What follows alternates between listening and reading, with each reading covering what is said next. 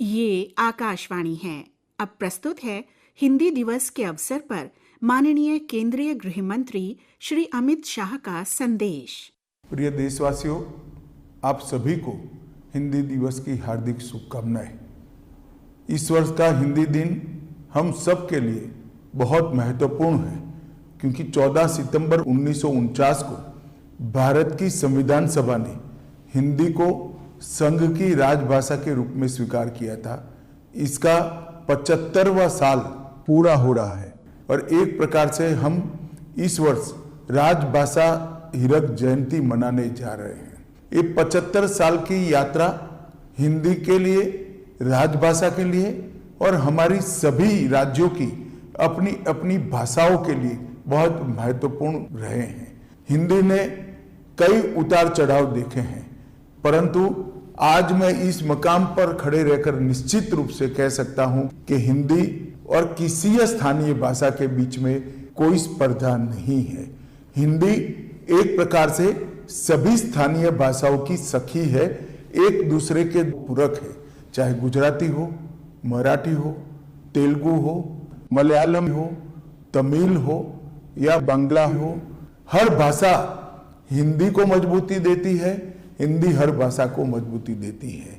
और इसीलिए आप हिंदी के आंदोलन को ध्यान से देखेंगे तो चाहे राजगोपालाचारी जी हो, महात्मा गांधी हो, सरदार वल्लभ भाई पटेल हो, लाला लाजपत राय हो, नेताजी सुभाष चंद्र बोस हो या फिर आचार्य कृपलानी हो, ये सभी एक प्रकार से नॉन हिंदी भाषी क्षेत्रों से आते थे।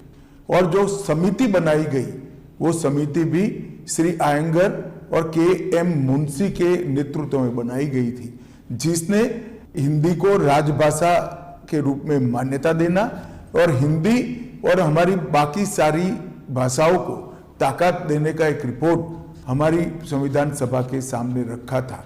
वो दोनों नेता नॉन हिंदी भाषी क्षेत्र से आते हैं और विगत 10 साल में मोदी जी के नेतृत्व में हिंदी को और स्थानीय भाषाओं को मजबूत करने के लिए ढेर सारा काम हुआ है। मोदी जी ने अनेक अंतर्राष्ट्रीय मंचों पर गौरवपूर्वक हिंदी में संबोधन देकर हिंदी के महत्व को न केवल देश, समूचे विश्व के सामने रखने का काम किया है और हमारे देश में हमारी भाषाओं के प्रति गौरव के भाव को बढ़ाया है। ये 10 साल में हमने कई सारी स्थानीय भाषाओं को मजबूती देने के लिए बहुत प्रयास किया है। नई शिक्षा नीति में श्री मोदी जी ने प्राथमिक शिक्षा मातृभाषा में इसको एक महत्वपूर्ण स्थान देकर हमारी सभी भाषाओं को और हिंदी को एक नया जीवन देने का काम किया है। हमने ये 10 साल के अंदर कंठस्थ का टूल बनाया। हमने इस 10 साल के अंदर 4 रिपोर्ट सबमिट किए और हिंदी को सरकारी कामकाज में प्रमुखता से प्रस्तावित करने का काम हमने किया है।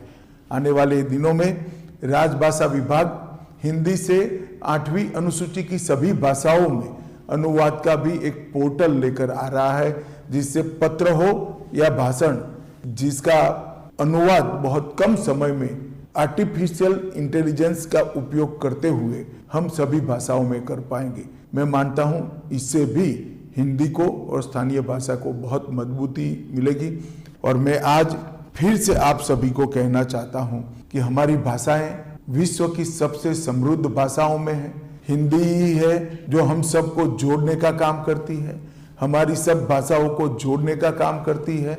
और संविधान सभा की जो स्पिरिट थी कि एक स्वदेशी भाषा में सभी देश के नागरिक एक दूसरे के साथ संवाद करें, चाहे हिंदी हो, तमिल हो, तेलुगु हो, गुजराती हो।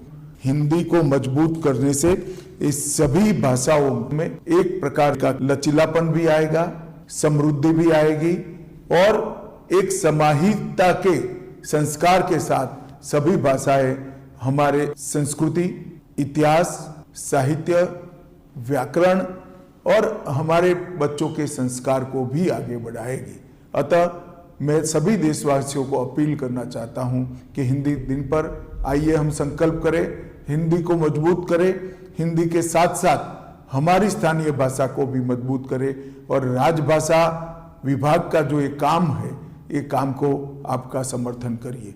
फिर से एक बार आप सभी को हिंदी दिन की बहुत बहुत शुभकामनाएं। आइए हम राजभाषा को मजबूत करें। वंदे मातरम। अभी आप हिंदी दिवस के अवसर पर माननीय केंद्रीय गृह मंत्री श्री अमित शाह का संदेश सुन रहे थे। ये कार्यक्रम आकाशवाणी के दिल्ली केंद्र से प्रसारित किया गया।